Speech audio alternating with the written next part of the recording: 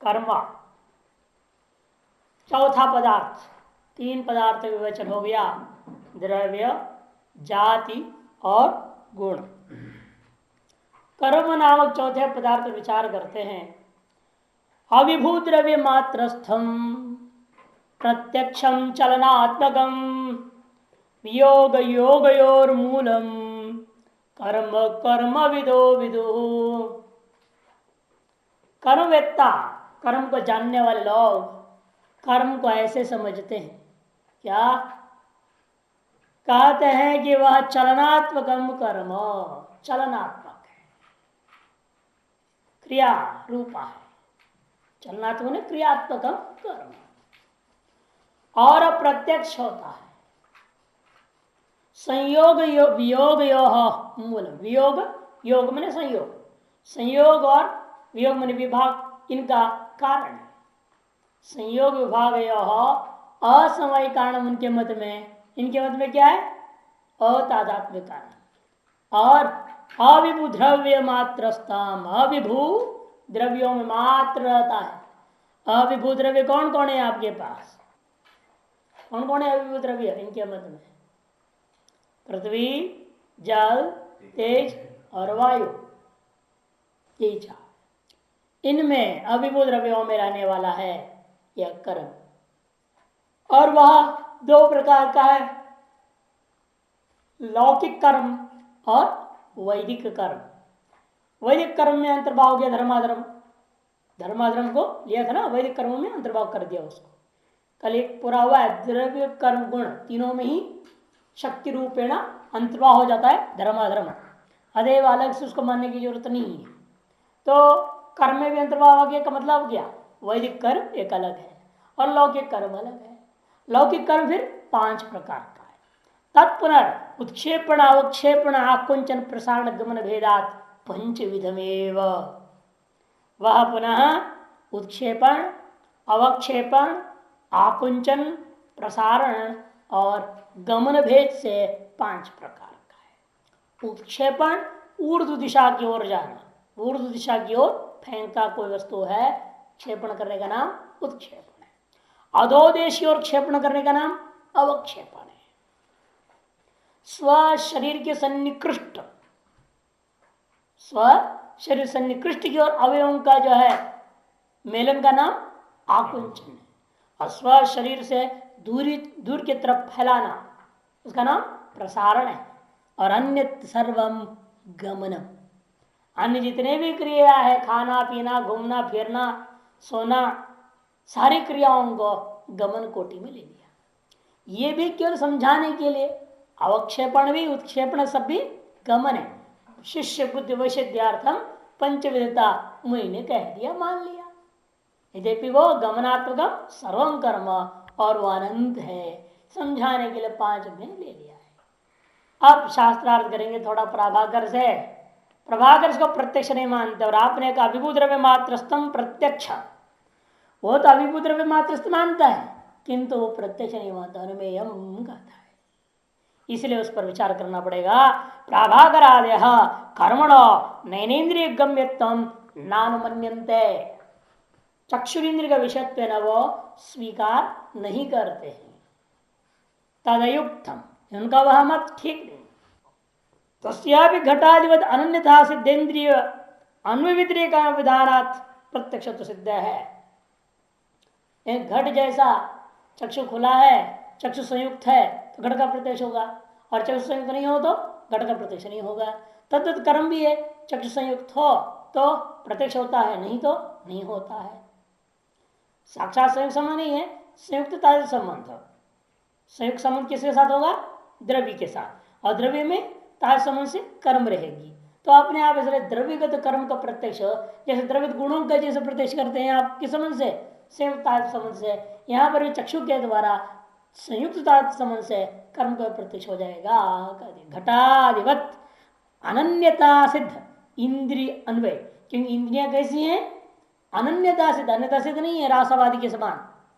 पंच अन्यता सिद्ध है ना, 5 चीज अन्यता सिद्ध होती है। 5वें का नाम गदा रास, घट की दृष्टि में घट दृष्टिया। और बाकी 4 कौन थे? दंडगत जाति, दंडगत रूपादि, कुड़ाल पिता और आकाश, ये चार है। आकाश क्या है? सदा रहता है ना, घट बन रहा है नहीं बन रहा है तो भी रहेगा वो, तो इसलिए वो भी अन्यथा सिद्ध है। और कुड़ाल का पिता रहे ना रहे तो भी घट बनेगा। दंडत्व जाति कारण नहीं है, और दंडगत रूपादि भी घटोत्पत्ति के प्रति कारण नहीं हो सकता। इसलिए शब्द होते हुए भी ये कारण नहीं बनते हैं, अतः उनको क्या कहेंगे हम? अन्यथा सिद्ध है। 5 अन्यथा सिद्ध माना गया। आकाश आदि, आकाश है, काल है, दिग्ग है, ये सारी चीज ले ली जाती है उसमें। और दंडत्व जाति, दंड रूपादि, कुड़ाल पिता और रासव। आज की भाषा में तो ट्रैक्टर नहीं बोल सकते, जिससे मिट्टी लाया जाए। मॉडर्न है ना, मॉडर्न गधा है वो। हाँ। जैसे गधा रफ एंड टफ है, ट्रैक्टर भी तो रफ एंड टफ है, कहीं भी उठाक पटक करके भागता है। तो घटादि के समान, घटादियों में जैसा चक्षुर इंद्रिय अन्वय व्यतिरेक अनुविधायी है। घट चक्षु खुला है, संयुक्त है तो घट प्रत्यक्ष होगा, चक्षु नहीं है तो घट प्रत्यक्ष नहीं होगा। ये अन्वय व्यतिरेक का अनुसरण करना, अनुविधाय में अनुसरण करना। और अनन्यता सिद्ध है ऐसी जो इंद्रिय, अन्यता सिद्ध नहीं है। ये नहीं कह सकती इंद्रिया हो या ना हो तो भी काम चलते रहेगा, ऐसा होता है क्या? इंद्रिया ना हो तो भी घट प्रत्यक्ष हो जाए, ऐसा नहीं होता। इसलिए वो अनन्यता सिद्ध है। अन्यथा सिद्ध ये होता है वो हो या ना हो, उनकी महत्व नहीं रह जाता है। जैसे गधा खड़ा है, किसी घटोत्पत्ति का हो सकता है गधा खड़ा है तब बन रहा है, लेकिन हर घड़े के प्रति गधे को खड़ा करोगे तभी घटा बनेगा क्या? ऐसे तो है नहीं। कभी ऐसा हुआ, मिट्टी लाया था, गधा को वहीं बांध रखा था, उसके सामने गधा बना दिया। इतने महसूस गधा को घट के प्रति कारण नहीं मान सकती आप, कि उसके बिना भी हो जाता है। इसलिए उसका वहां निमित्त रूप में स्थिति जो है वो अन्यथा सिद्ध कहा जाता है। ऐसे इंद्रियां नहीं है, इंद्रियों के विषय में ऐसा नहीं है। यद्यपि वो भी बात कहेंगे, क्योंकि भाई मन अन्यत्र मनोभुवम, मन कहीं अन्यत्र था, आंख खुला है तो भी सामने दिखता नहीं ना चीज। द्रव्य संयुक्त भी है लेकिन दिखाई नहीं देता, क्यों? मन अन्यत्र है। तब यही कहेंगे प्रत्यक्ष का साधन भूता आत्मन संयोग, मन इंद्रिय संयोग, इंद्रिय द्रव्य संयोग, ये सारे संयोगों को एक शब्द सामने से कहते हैं संयोग। बस आत्मन संयोग होना जरूरी है, और मन का इंद्रिय के साथ, इंद्रिय का द्रव्य के साथ संयोग, सब संयोगित तो है ना। तो संयोगत्वेन संयोग होना चाहिए बस। संयोगत्वेन संयोग विशिष्ट चक्षु होगा तो निश्चित रूप में घट का प्रत्यक्ष होता है। तार संयोगत्वेन संयोग विशिष्ट चक्षु जब नहीं है तो घट का प्रत्यक्ष नहीं होता। इस तरह से अन्वय व्यतिरेक अनुविधायित्व समझना। अतएव इंद्रिय क्या कहा जाता है? ऐसी स्थिति में ही अन्यथा सिद्ध नहीं है, कह दिया गया। अन्यथा सिद्ध इंद्रिय का अन्व्यतिरेक अनुविधानाद प्रत्यक्ष सिद्ध है। तब कहते हैं कि पूर्व पक्षी प्रभाकर नहीं, संयोग विभागाभ्याम एवं कर्म अनुमेयम, संयोग और विभाग के द्वारा कर्म का अनुमान करना चाहिए, कर्म का अनुमान किया जाना चाहिए। संयोग उत्पन्न हुआ, कर्म हुआ है तभी तो। जैसे घट उत्पन्न हुआ है तो मानना पड़ेगा कुलाद्वय था, कपालद्वय संयोग हुआ है। ये कपालद्वय संयोग पर कारण ना हो तो घट कैसे हो जाएगा? नहीं होगा। इसी प्रकार यहां पर बिना कर्म का संयोग कैसे हो जाएगा? संयोग हो चाहे विभाग हो, वो कर्म के बिना नहीं हो सकता। इसलिए संयोग विभाग रूप हेतु के द्वारा कर्म का पक्षों में अनुमान कर लेना चाहिए। कहेंगे इमौ घटाओ संयुक्तौ, इमौ घटाओ संयुक्तौ, कर्म का संयुक्त है तो वहां पर क्या है? अतएव कर्मवंतौ। संयुक्त घटाओ ऐसे भी सीधे कहते हैं, संयुक्त घटाओ कर्मवंतौ संयोगवत्वात्, विभक्त घटाओ कर्मवंतौ विभक्त विभागवत्वात्। इस संयोग विभाग हेतु बना करके पक्षभूता द्रव्य में संयोग विशिष्ट घट में या विभाग विशिष्ट घट में कर्मवत्ता को सिद्ध कर देना, तो अनुमान कर सकते हैं एक प्रकार से। आगे आएगा और तेन इंद्रिय अनुव्यतिरेक संयोग विभाग दर्शनो पक्षिणो। तो कहते इंद्रियां क्या कर रही है वहां पर भी? कहते इंद्रियां केवल संयोग विभाग के रूप हेतु को दिखा करके चले जाते हैं, रिटायर्ड हो गए। इंद्रियों का शक्ति, इनका कहना है, उतनी करके क्षीण हो जाते हैं। कितना करके? संयोग विभाग रूप हेतु का दर्शन करा करके क्षीण हो गए। उस हेतु का भी कारणभूत कर्म को चक्षु नहीं देख पाते, कार्य को देखा। संयोग विभाग क्या है? कर्म का कार्य है। कार्य का दर्शन करके इंद्रियां क्षीण हो जाती हैं। उस कार्य का कारण तक देखने की क्षमता इस इंद्रिय को नहीं है, ऐसा मान ले रहे हैं। कौन? प्राप्त। क्योंकि समस्या क्या है, इंद्रियों के शक्ति सामर्थ्य कार्यान्वयन होता है। आप ये बात लागू नहीं कर पाएंगे ना गुण के लिए, नहीं तो गुण का प्रत्यक्ष नहीं होगा संसार में।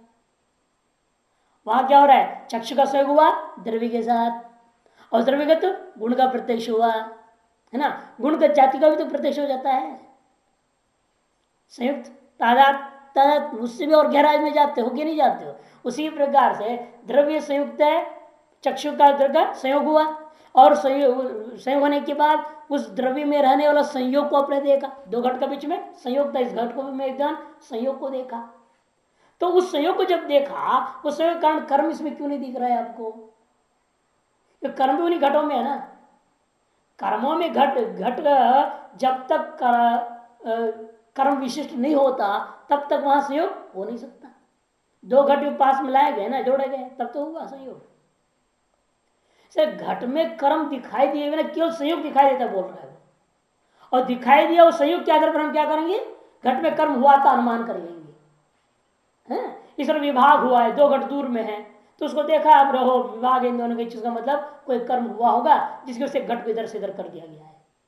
अब ऐसे अनुमान कर्म से दृष्टांत पूछते हैं, पहले आपने ऐसा कहीं दृष्टांत है व्याप्ति का? कहा देखोगे आप? खंडन में आएगा, देखिए संयोग विभाग दर्शनोपक्षीण तस्माद अन्यता सिद्धत्व असिद्धम एवं, इसलिए इंद्रियां तो अनन्यता सिद्ध नहीं है, अर्थात अन्यता सिद्ध ही हो गए।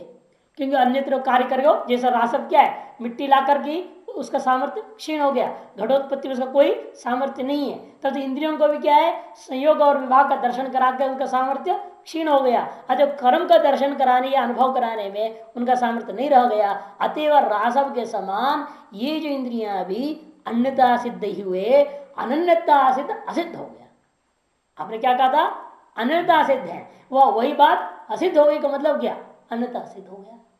यदा भट्ट विष्णु, जिसके विषय में भट्ट विष्णु ने कहा है अपने ग्रंथ में, परोक्षं कर्म कर्मत्वाद आदित्यगत कर्मवत अक्ष तद्भाव भावित्वम क्षीणम लिंगस्य दर्शने।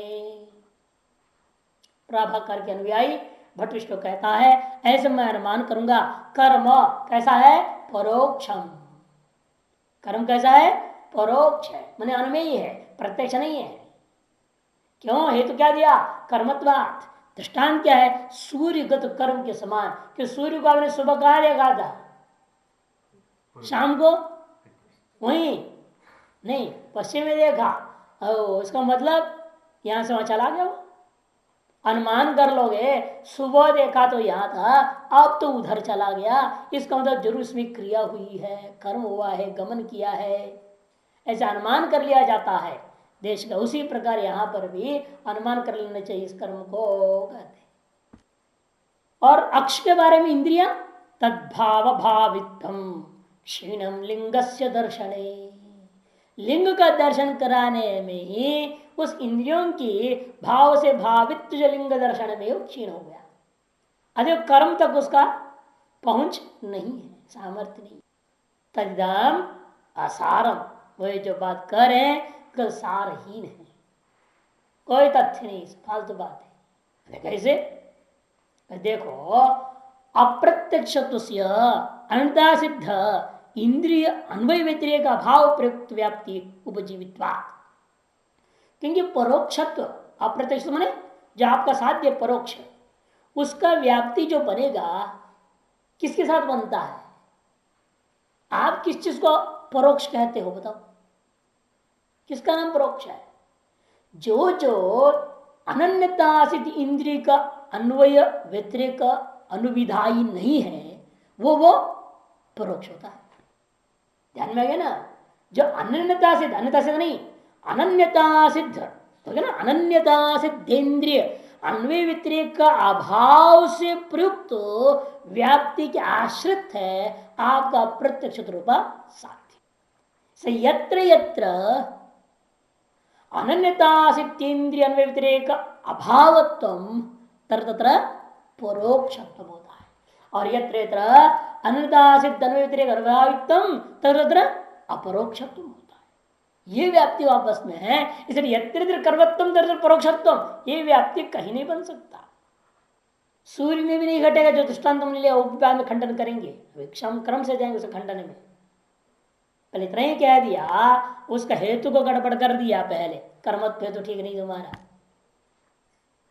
क्योंकि जो साध्य आप दे रहे हो वह साध्य किस हेतु के द्वारा व्याप्ति युक्त होता है वो देखो, वो उपाधि बन जाएगी। यहाँ साध्य व्यापकता है ना, क्योंकि किसको कहते हैं उपाधि, साध्य व्यापकत्व सति साधन अव्यापकत्व उपाधि होता है।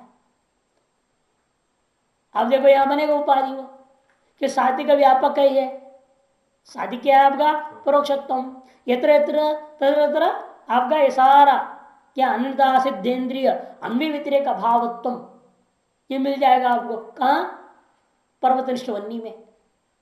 पर्वतनिष्ठवन्नी कैसा है, परोक्ष है, और वहां अन्यता सिद्ध इंद्रिय व्यतिरेक अनुविधाय का अभाव भी है या नहीं, वन्य आंख से दिख रहा है क्या, नहीं, इसे वहां परोक्षत्व और आपका ये उपाधि भी बैठा हुआ है वन्य आदियों में।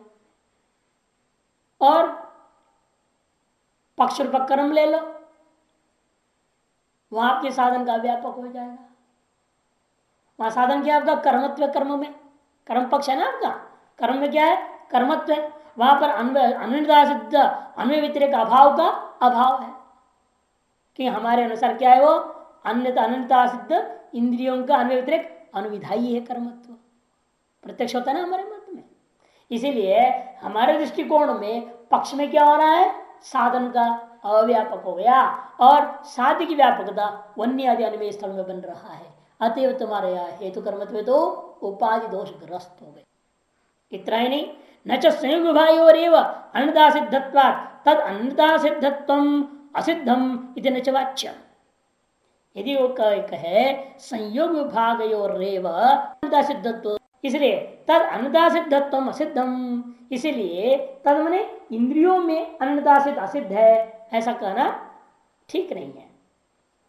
अर्थात क्या है, इंद्रियां अन्यता सिद्ध नहीं है किंतु संयोग विभाग ही अन्यता सिद्ध।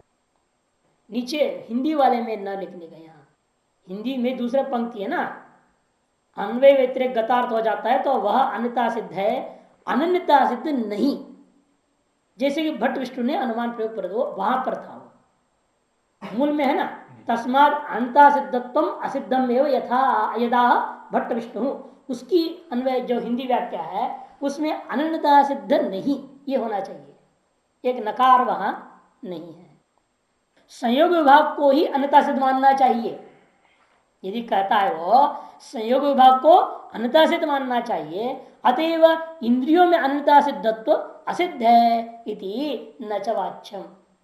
क्यों, संयोग विभाग मात्र सैव नेत्र गोचरत्व है, यदि संयोग विभाग मात्र को नेत्र का विषय बना लोगे ताभ्याम च कर्म अनुमाने, और उनके द्वारा कर्म का अनुमान करने लगोगे तो शेन संयोग विभागाभ्याम स्थानोपि कर्म कल्पना प्रसंगात, शेन का संयोग विभाग को देख करके ठूंठ में भी कर्म की कल्पना हो जाएगी, ठूंठ में कर्म की कल्पना हो जाएगा, क्योंकि आप अनुमान ही तो कर रहे हैं ना। तो अनुमान जो होगा कर्म, शेन में ही क्यों मैं अनुमान करूंगा, क्यों संयोग कहां दिख रहा है मुझे, शेन और स्थाणु दोनों में दिख रहा है ना। तो संयोग जिस प्रकार संयोग का अधिकरण शेन है, उसी प्रकार संयोग का अधिकरण स्थाणु भी है, कि संयोग एक में नहीं होता ना, द्विष्ट है। अतएव जिस प्रकार कर्म शेन में संभव है, हम कहेंगे ठूंठ में भी कर्म संभव है, वो भी हिला होगा थोड़ा, खंभे हिल जाते हैं, मनुष्य भी कर्म संभव है, तो हम फिर कर्म ठोंठ में भी अनुमान कर लेंगे, यह आपत्ति। क्योंकि अनुमान करने वाक्य में यह निश्चय नहीं है ना, संयोग अधिकरण में किस अधिकरण में कर्म का अनुमान करना, संयोग का किस अधिकरण में कर्म का अनुमान नहीं करना, कोई व्यवस्था है आपके पास, क्या व्यवस्था है? कैसे निर्णय कर लोगे कि ये आप, क्योंकि कर्म होता तो आप देख नहीं सकते, आपने का कर्म दिखाई नहीं देगा। पक्षी उड़ के आता हुआ आप देख नहीं सकते हैं, उसकी क्रिया आपको नहीं दिख रही है, लेकिन संयोग आप बैठने के बाद संयोग है ना वो दिखाई देता है केवल। अब पक्षी उड़ता दिख रहा है तो भी हम कहेंगे पक्षी में उड़ता हुआ दिख रहा है ना, आपको कैसे दिखेगा कि उड़ना क्या है, क्रिया है ना। फिर आप कर्म कहां से देख लिए? शेन को आप देख सकते हो, उड़ता हुआ शेन को तो आप देख नहीं सकते। कैसे प्रभाकर पागल है क्या? दुनिया में उड़ता हुआ पक्षी कोई देखता नहीं क्या? अब कहता है हम कर्म तो देख नहीं सकते, अनुमान करेंगे केवल। अनुमान कैसे करेंगे? शेन में कर्म को भी वो इस देश में था, वहां से इधर आ गया, जैसे सूर्य इधर से इधर आया ना, तो आपने अनुमान किया। वैसे शेन पक्षी जो साफ दिख रहे इधर से आता हुआ, फिर वहां भी हम क्या कहेंगे? इधर से इधर आ गया, इसलिए यहाँ संयोग था, वहां संयोग से यहाँ संयोग हो गया, उधर से विभाग हो गया, इसलिए शेन में पक्षी में कर्म होगा। अनुमान कर ले, तब आप ये अनुमान करोगे इस प्रश्न में। हम तक फिर स्थानों में भी अनुमान करने में कौन रोक सकता है आपको? स्थाणु कर्मवान संयोगवत्वा शेनवत अनुमान कर दूंगा मैं, इसको काट नहीं सकते। स्थाणु कैसा है? कर्म वाला है। क्यों? संयोग रूपा गुण का अधिकरण होने से शेन पक्षी के समान। यह आपत्ति अथम अथम तब समाधान देते हुए कहता है प्रभाकर, नहीं, अर्थांतर वियोग पूर्वक अर्थांतर संयोग से कर्मानुभाव, एक का वियोग हो और दूसरे का संयोग हो तभी अनुमान होती है। एक का संयोग हो, दूसरे का उसे वियोग हो रहा हो तभी अनुमान होगा। अर्थांतर का वियोग पूर्वक अर्थांतर का संयोग, और इस तरह से अर्थार्थ संयोग पूर्वक अर्थांतर वियोग, इन्हीं के द्वारा कर्म का अनुमान करेंगे। जैसे दृष्टांत उसके लिए क्या है दिमाग में उसके, जब देवदत्त का पूर्व देश के साथ क्या हुआ? विभाग हुआ, तो उत्तर देश के साथ संयोग होता है। तब उन संयोग विभागों के द्वारा, दोनों को हमें देखना जरूरी है, केवल संयोग से भी नहीं, अभी केवल विभाग से भी नहीं, विभाग पूर्वक संयोग और संयोग पूर्वक जो विभाग, इन्हीं के द्वारा हम अनुमान करेंगे। इसे आपने उनके बात में हम क्यों संयोग और संयोग विभाग अभ्याम कर दिया, तो उसने दोनों से कर लो। दोनों से करने के लिए हम ये एक एक अलग अलग कर रहे थे, हमने तो बनाया स्थाणु कर्मवान संयोगवत्वा, एक ही को लिए थे, अथवा विभागवत्वा एक ही को लेते रहे और खंडन किए, तो वो रास्ता निकाल रहा है बचने के लिए। कहते नहीं, संयोग पूर्वक विभाग और विभाग पूर्वक संयोग को हेतु बनाओ, वो भी अर्थांतर से होना चाहिए और अर्थांतर विभाग होनी चाहिए। अर्थांतर कौन है? यहाँ देश के साथ विभाग हुआ, किसका? देवदत्त का, और पूर्व देश के साथ विभाग हुआ देवदत्त का, और अर्थांतर के साथ संयोग, अर्थांतर कौन है? उत्तर देश के साथ उस ही देवदत्त का संयोग हुआ, तब हम देवदत्त में कर्म का अनुमान करेंगे। अब शेन पक्ष में क्या हो रहा है? शेन का अर्थांतर कौन संयोग विभाग हुआ? कहां? आकाश में या दिशा में, किसी में उसका संयोग था, वो विभाग पूर्वक क्या हो गया? ठूंठ में संयोग हो गया, और ठूंठ का संयोग पूर्वक विभाग कहां होकर के क्या संयोग का क्या पूर्वक विभाग फिर हो गई, तो पक्षी उड़ गया। अतः पक्षी में मैं कर्म इस आधार पर अनुमान करूंगा, ठूंठ में तो ऐसा तो नहीं दिख रहा है। ठूंठ के देशांतर जा रहा है क्या? स्थानांतर प्राप्त कर रहा है क्या? अर्थांतर के विभाग और अर्थांतर संयोग हो रहा है क्या? ठूंठ तो जाए वहीं खड़ा है, ठूंठ में तो आप अनुमान नहीं कर सकते। तब हम दूसरे दृष्टांत देंगे। एक शेन आया, संयोग हो गया, दूसरा शेन यहां से उड़ गया, अब किस शेन में कर्म मानोगे? तो ठूंठ में नहीं है, कोई बात नहीं, दोनों में तो नहीं मान सकते ना। आपके हेतु के आधार पर अर्थांतर विभाग पर अर्थांतर संयोग तो हो ही गया, अर्थांतर विभाग हुई, एक शेन उड़ गया, तब अर्थांतर का संयोग हुआ, दूसरा पक्ष आगे बैठ गया, अब कर्म किसमें मानेंगे आप? आपके हेतु किसी एक में तो मानना पड़ जाएगा, मैंने एक पक्ष में माननी पड़ेगी क्रिया, दूसरा क्या किया था, ये समस्या होगी। वही कह रहे स्थाणो तो शेन मात्रेण संयोग और दर्शनात् न तत्र कर्म कल्पनम, और स्थानों में क्या हो रहा है? शेन मात्र संयोग विभाग हुआ, अर्थांतर विभाग पूर्वक अर्थांतर संयोग या नहीं हुआ है, इसीलिए न तत्र कर्म कल्पनम, अनुमान कर्म का नहीं किया जाएगा इति। तभी शेनांतर वियुक्त आगे ना, शेनांतर संयुक्त एक शेन वियोग हो गया स्थानों से, दूसरा शेन का संयोग हो गया, उस स्थिति में स्थानों में कर्म कल्पना करनी पड़ जाए। स्थानों कर्म कल्पना, इतना ही नहीं, इससे भयंकर दृष्टांत देंगे। नदी के प्रवाह, पत्थर है, लगातार अर्थांतर से अर्थांतर विभाग चल रहा है, एक लहर आया उसका विभाग हो गया, दूसरा संयोग कर दिया, उसका विभाग और लहर आके संयोग कर दिया, एक लहर के विभाग पूर्वक दूसरी लहर का संयोग हो रहा है ना, अतः फिर क्या उस पत्थर में कर्म मानोगे? क्या आप नहीं कहा? जिस वस्तु में हो रहा उसे लेन देन नहीं ना, आपको देश का विभाग हुआ, पूर्व देश का उत्तर देश का संयोग हुआ, इससे एक लहर का विभाग हुआ, दूसरे लहर का संयोग हुआ, उस आपने किसमें कर्म का अनुमान किया था? देवदत्त में। दोनों से भिन्न में ना, दोनों लहर से भिन्न कौन है? यहाँ पत्थर, उसे माननी पड़ेगी। और पत्थर तो वहीं का वहीं, वहां तो कर्म हो नहीं रहा। नाप के आधार पर अनुसार उस ठूंठ में पक्ष, एक पक्ष उड़ा, दूसरा पक्ष का संयोग हुआ, इन दोनों को छोड़कर दोनों का साथ समेत जो दूसरा था, कौन? देवदत्त जैसा, या कौन था? स्थाणु, उसमें कर्म मानना पड़ जाएगा। इसीलिए येतार्ष हेतु के द्वारा भी कर्म की सिद्धि नहीं हो सकती। नदी प्रवाहवर्तिनी स्थिर स्तंभादो जलावय संयोग वियोग और दर्शनात् कर्म कल्पना भी दुर्वारम एवं, वहां उस पत्थर में या स्तंभ में जो है कर्म कल्पना करना जो है अनुमान करने में आप रोक नहीं सकेंगे, दुर्वारम एवं वह हो गए रहेगा, अकर्म में कर्म की सिद्धि हो जाएगी। तब कहता है ऐसा है जिसमें पहले से क्रिया प्रसिद्ध हो। पत्थर में क्रिया प्रसिद्ध नहीं है ना दुनिया में, कहते फिर कर्म पहले से प्रसिद्ध कहा? हम पूछेंगे उनसे कहाँ प्रसिद्ध हुआ, कैसे प्रसिद्ध हुआ? देख के प्रसिद्ध हुई कि अनुमान से प्रसिद्धि हुई है? विकल्प पर उसका भी खंडन होगा। पहले उसका बात सुनो। नो अन्यत्र प्रवृत्त क्रिय शेनादो कर्म कल्पना देवस्थानो संयोग और उपपत्तेर न तत्र कर्म कल्पना चेत मैवम। अन्यत्र हमने शेन में क्या देखा था? कर्म को देखा था। इसलिए अब ये ठूंठ और शेन का संयोग को देख करके हम क्या करेंगे? शेन में ही कर्म की कल्पना करेंगे, ठूंठ में नहीं करेंगे। अन्यत्र प्रवृत्त क्रिय शेनादो, अन्यत्र सिद्ध है क्रिया ऐसी पक्षी शेन पक्षी को मैंने देखा था, वही शेन पक्षी का संयोग अब मैंने ठूंठ में देखा है। इस संयोग के दर्शन में क्या करूंगा? शेन में ही क्रिया का अनुमान करूंगा, क्योंकि शेन ही क्रिया के योग्य है, ठूंठ नहीं है। ये हमको अन्यत्र शेन में देखा हुआ क्रिया के आधार पर, प्रसिद्धि के आधार पर हम स्वीकार कर लेंगे। और ठूंठ में जो कभी भी क्रिया हो तो कहीं भी किसी ने भी देखा नहीं, सुना नहीं, जाना नहीं, समझा नहीं है, अप्रसिद्ध है, इसलिए ठूंठ में हम कर्म का अनुमान नहीं करेंगे, विपक्षी में कर डालेंगे, ऐसा उसने कह दिया। तब कहते हैं अन्यत्र प्रसिद्ध है, कहना आपने कहा? अन्यत्र शेन पक्षी में कहां प्रसिद्ध हुआ? वह प्रसिद्धि भी कैसे हुआ है बताओ?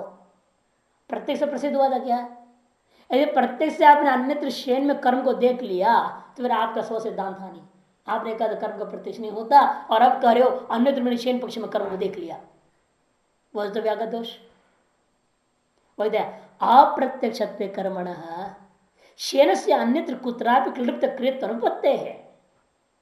जब आपके मत में कर्म अप्रत्यक्ष है तो शेन का अन्यत्र कहीं दुनिया में कहीं अन्यत्र जाकर के उसमें क्रिया की प्रसिद्धि कैसे हो सकती है? उपपन्न नहीं है। इसको और समझा रहे, तथा ही नहीं भवताम आकाश देश संयोग विभाग और दर्शनात् पतत्रिणी प्रवृत्त क्रियत्वम स्यात्। भवताम आपके मत में आकाश के साथ शेन पक्षी का संयोग देखा है क्या? आप आकाश के साथ किसी का संयोग को दर्शन नहीं मानते, प्रत्यक्ष नहीं मानते, दिक् के साथ भी संबंध नहीं मानते। फिर उड़ता हुआ पक्षी का भी दिशा के साथ संयोग या आकाश के संयोग हम तो मान लेंगे, लेकिन आपके मत में नहीं हो सकता। फिर अन्यत्र कहाँ आपने देखा शेन पक्षी में क्रिया? बैठी हुई शेन पक्षी में देख सकते हो क्या? उड़ती हुई देखनी पड़ेगी। उड़ती हुई देखेंगे, कैसे देखेंगे? उसके लिए संयोग चाहिए, हेतु आपका संयोग कहाँ देखोगे? क्योंकि आपके मत में शेन आकाश संयोग, शेन दिक् संयोग इत्यादि अदर्शनीय है। इसे कहते हैं भवताम आकाश संयोग और देश संयोग दोनों आकाश देश संयोग विभाग और दर्शनात् पतत्रिणी कृत्य कृत्व नहीं। पतत्रिणी पक्षी, पक्षी में सिद्ध क्रियत्व नहीं हो सकता। क्यों? आकाश देश से भवताम अप्रत्यक्षत्वेन, आकाश और तत्रस्थ दिशा आदि आपका मतलब क्या है? अप्रत्यक्ष है। अतः तत्संयोग विभाग दर्शन अनुपत्य है। इसे तन्निष्ठ संयोग और विभाग का भी दर्शन आप नहीं कर पाओगे। इसे अन्यत्र फिर कहां आपने शेन को देखा? हमें समझाओ थोड़ा दृष्टांत को। न वियदगत तेजो संयोग विभाग दर्शन। तो प्रभाकर कहता है अरे भाई हम आकाश के संग नहीं कह रहे हैं, आकाश में जो तेज के किरण आ रहे थे ना, तेज अग्नि माने सूर्य वगैरह का जो किरण है, जो प्रकाश है, उस प्रकाश का किरण द्रव्य है ना, वो चाक्षुष विषय है, वहां पक्षी का संयोग था। यहाँ के किरण के साथ जो संयोग था वो हट करके अब उसको इस किरण के साथ संयोग हो गया, शेन है ना। इस दिशा में अब एक किरण था, दूसरी दिशा में दूसरी किरण है, इधर पहले संयोग था या विभाग कर उधर संयोग हो गया। तेजो द्रव्य संयोग को लेकर हम अनुमान कर लेंगे। क्या बुद्धि लगाई प्रभाकर ने?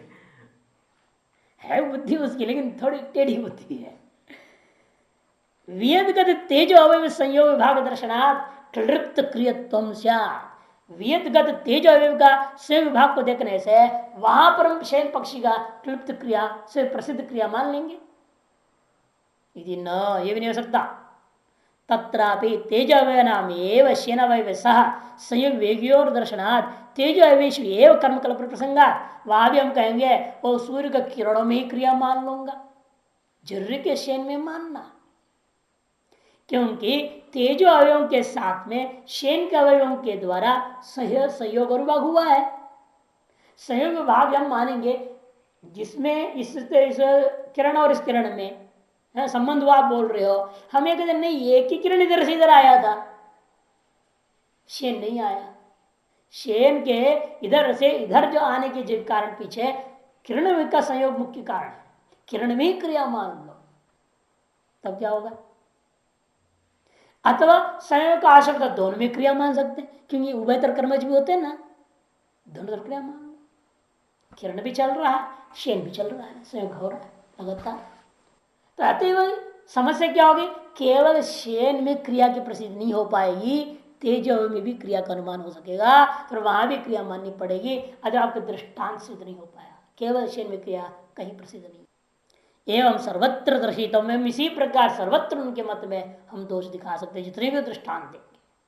सकल लोक प्रसिद्ध स्थावर जंग विभागोपि दत्त जलांजलि आसिद आयुष्मताम। इतना इन्हें आपके सिद्धांत के आधार पर जितने भी स्थावर है उनमें भी कर्म सिद्ध हो जाएगा, क्योंकि क्रियावान वस्तु का संयोगाधिकरण वो भी हो जाते हैं। संयोग वहां भी दिखाई दिया, तो संयोगाधिकरण यदि अनुमान कर लग जाओगे तार्श हेतु से स्थानों में भी क्रिया हो जाएगा। फिर वो स्थाणु क्या रहेगा? स्थावर क्या रहेगा?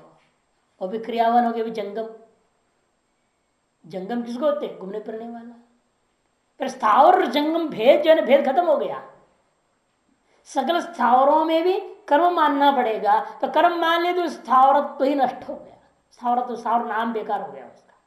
सकल लोक प्रसिद्ध जो स्थावर जंगम का जो विभाग है उसको दत्तांजलि आसित, आपने दत्त जलांजलि हो जाएगा, इस जलांजलि देनी पड़ जाएगी, ये आपत्ति है। अपिच, और दूसरी बात, अंधकार पदार्थ से अत्यंत भाववादी नाम भवताम तेन सही विभाग दर्शन अनुपत्य है। अनुपत्य एक और प्रकार लिखो, अंधकार खद्योत्पत्ति प्रत्यो निरालंबन एवं भविष्य। समस्या होगी, रात्रि आपने देखा ना, जुगनू उड़ता हुआ, जुगनू जानते, छोटी सी कीटाणु, इसका लाइट होता है, उड़ता है रात्रि में, रात उड़ता है, लाइट दिखती है। अब वहां क्रिया किसमें मानेंगे आप? क्या आपके मत में अंधकार तेज अभाव रूप है, अभाव के साथ उस चिड़िया का संयोग होगा? कोई मानेगा अभाव में संयोग? और संयोग का आधारत्व है ना, उस जुगनू में आपको क्या मानना पड़ेगा? क्रिया माननी पड़ेगी। लेकिन संयोग की दर्शन नहीं होगा ना आपको। उस जुगनू का संयोग कहां है? अंधकार में। और अंधकार अभाव पदार्थ आपके मत में, अभाव के साथ किसी भाव का संयोग होगा नहीं, फिर कहां संयोग मिलेगा उसका? तो आधारत्व फिर जुगनू में कैसे मानोगे आप क्रिया? वही कहते हैं अंधकार पदार्थ से अत्यंत अभाववादी नाम भवताम मते, आपके मत में जो कि अंधकार को पदार्थ को अत्यंत भाववादी हैं आपके उस मत में उस अंधकार के साथ में अभावात्मक अंधकार के साथ में संयोग विभाग दर्शन पत्ते है, संयोग विभाग का दर्शन तो असंभव है। इस स्थिति में अंधकार खद्योत पद्धति इति प्रत्यय, अंधकार में जुगनू उड़ रहा है, ऐसा जो लोक व्यवहार होता है ये निरालंबन हो जाएगा। क्या आधार है इसके आधार पर बोल रहे हैं लोग? अंधकारे खद्योत पतति, ये वाक्य मिथ्या अनर्थक हो जाएगा, अपार्थक हो जाएगा। क्यों? निर्विषय हो गए, निरालंबन, विषय रहित है। न चत्रापि खद्योत, एक और तक जोड़ो, खद्योत नहीं है, गते नहीं व तेजोंश विभागो विधि वाच्यम। तो वहां भी कहता है अरे भाई खद्योत से तो लाइट निकल रहा है ना, लाइट, उस लाइट से जो तेजोंश है उस तेजोंश के साथ खद्योत का संयोग मानो। करे कैसे मानोगा? वो जो लाइट है खद्योत से अलग है क्या? उसे संयोग कैसे करेगा वो? पागल है, तो कहीं कहीं ऐसे देता है। अरे वो जो खद्योत का जो प्रकाश है खद्योत से अभिन्न है, उसके संयोग कहां से होगा? भिन्न में संयोग होता है कि अभिन्न में संयोग होगा?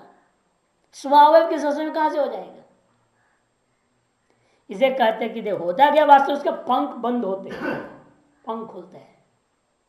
पंख बंद हो गया तो लाइट बंद हो गया, पंख खुल गया तो लाइट, परमानेंट लाइट है वो।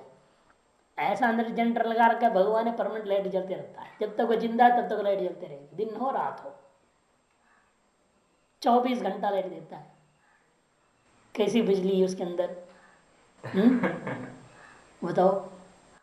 9 बल्ब फ्यूज होता है उसका, लाइट फ्यूज भी नहीं होता, आजीवन चलता है उसका। अब पंख उड़ते हैं तो बंद करते हैं तो प्रकाश आपको नहीं दिखता है, खोलते हैं तो प्रकाश दिखता है। इसे कहते हैं कि देखो कि वहां पर खद्योत के तेजोंश के साथ संविभाग हो जाएगा यदि नचवाच्य। क्यों? खद्योत स्वगतेन तेजसा कदाचित वियोग प्रतीत है, क्यों खद्योत का स्वगत तेज के साथ संयोग मान भी लूं तो उसका वियोग कहां से होगा? कदाचित वियोग अप्रतीत है। और आपने कहा संयोग और वियोग दोनों के द्वारा अनुमान किया जाता है, केवल संयोग से भी नहीं होता। मान भी लो स्वगत तेज के अवयव के साथ स्व का संबंध मान भी लीजिए, अपने हाथ का अपने शरीर से संबंध कर लेते हो, स्वगत अवयव का स्वगत के स्व के साथ संबंध हो जाता है, तो स्वगत तेज का स्वगत के साथ संबंध हो सकता है। लेकिन समस्या वहां पर यह है, ये स्थूल अवयव के समान मानी है ना, इस तेज का वियोग नहीं होता, उसका शरीर से तेज का वियोग होता ही नहीं है। संयोग पूर्वक वियोग या वियोग पूर्वक संयोग द्वारा आपका अनुमान करना वहां संभव हो जाता है।